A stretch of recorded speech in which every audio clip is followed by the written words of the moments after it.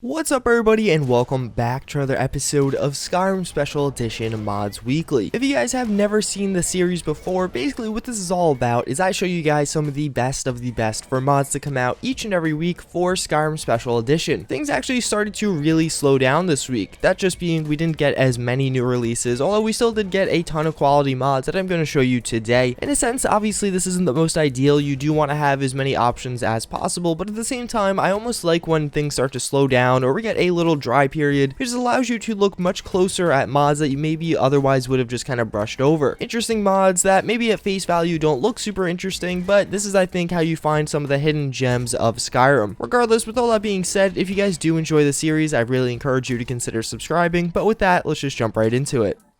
So first we do have SkyHUD. This is going to be a pretty massive new release because a lot of people have been biding their time for a new HUD mod to be released. What this mod is going to do is give you a lot of customizability and basically complete control over your HUD. In the video in the background, I'm showing you all the different presets that do come with this, so that being a hardcore version, a Oblivion version, as well as a small version. More or less, when you download this mod, you're going to get a .ini file, and as you edit that, you could change the different size, shape, and a bunch of other options on some of these different HUD options. The major features are again being able to change the size, shape, and location of some of the different HUD elements. So maybe you don't want your health bar at the bottom, maybe you want it at the top or on the side or something like that. Well, all those possibilities are available. The mod author did say that for the time being you have to again edit the ini file, but in the future it'll actually be an in-game GUI, making things a lot simpler. Regardless, I personally like using a minimal HUD, so the small HUD option was definitely the one that was going to be up my alley. But again, if you want to spend like a half hour just tweaking this, you could definitely get a HUD that's going to be much more accustomed to the way you play or just really the style you do want it to look. All around, I love mods like this. It's going to be a little fix that maybe you spend a half hour editing it, but you'll probably use this for a very long time. It also seems like this mod author is paying a lot of attention to kind of updating his mod, so I'm excited to see what kind of options he does add in the future.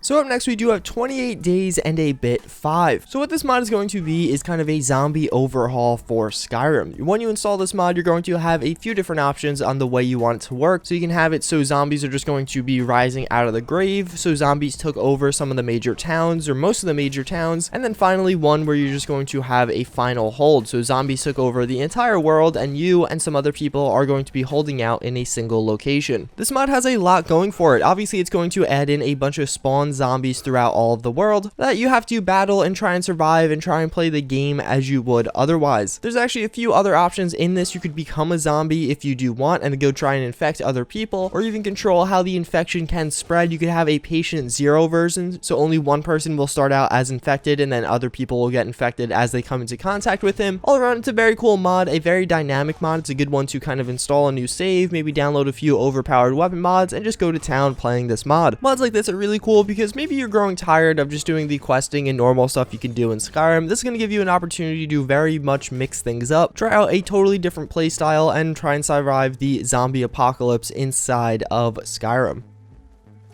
So next up we actually have two mods that both are going to be by the same mod author and doing kind of the same thing, so I'm grouping them together. Giant and Mammoth are both going to be overhauls, texture overhauls for their respective things. So Giant is going to add 4K textures to the giants in the game, making them and their weapons look much higher quality, as well as Mammoth's going to do basically the same thing except for mammoths in the game. More so than some other texture overhauls, after installing this mod I actually noticed a huge difference, especially when going close up to some of these different creatures. But regardless, you could just tell like the textures and just some of the different designs on these creatures did look much higher quality, and I definitely noticed some of the finer details in them. I've talked about this time and time again, but basically my policy with mods like this is you want to install them as once you have a bunch of these mods, your Skyrim is going to look much better. Maybe if you have 20 smaller mods just doing a texture overhaul for a certain thing, well, those 20 things are going to look noticeably better, and as you accumulate more and more of these mods, Skyrim as a game will look more and more sharper. Especially Skyrim Special Edition, this is meant to be a remaster, so it's definitely appropriate to download these types of mods. All around, this is definitely some of the highest quality texture work I've seen in a while. Again, it is going to have a 4K option. You also do have a 2 and 1K option, although I wouldn't recommend using those as much. Regardless, obviously it does maintain the original look and feel, just giving everything a much higher quality.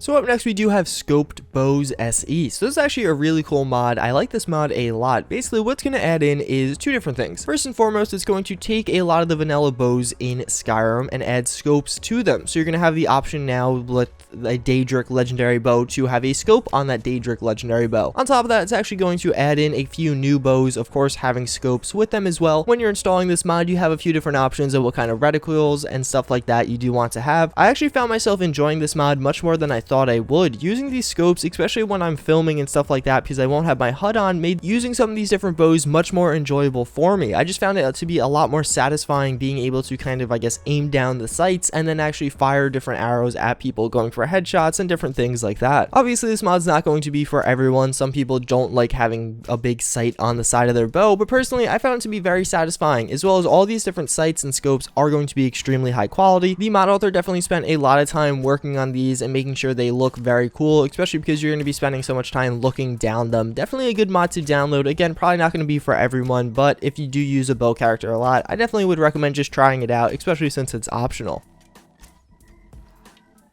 So last but certainly not least, we have a beginner shack in Riverwood. This is going to be a new mod by Eleonora. That's not what it says in the lower third. I'm not even going to attempt to pronounce that. What this is going to add in is a new beginner shack outside of Riverwood, as you may have guessed from the title. Again, this is going to be by Eleonora, so you know it's going to be very high quality. She has made a number of house mods in the past, and again, all of them have looked extremely high quality. One thing that actually makes this really stand out to me is the attention to detail on the outside of this house. I found this to look really awesome and honestly just beautiful from the exterior. Not that her mods typically don't look good from the exterior, but this one in particular, I just felt like the environment and just the little setting that was created outside of the shack does look very good. On top of that, when you actually go inside the shack, it is also very cluttered and it feels very full, which I do like. Eleonora does a great job of this, of making all the cupboards just seem full and not like you have too much stuff around, but just like there's someone actually living there and all their stuff is on the shelves and stuff. All around, obviously, it is an Eleonora mod. You can expect it to be very high quality. That's going to pretty much wrap it up for this episode of Skyrim Mods Weekly. Hopefully you guys have enjoyed. As always, if you did watch to this point in the video, comment Finland down below. As always, thank you guys for watching again, and I do hope to see you all next time. Later.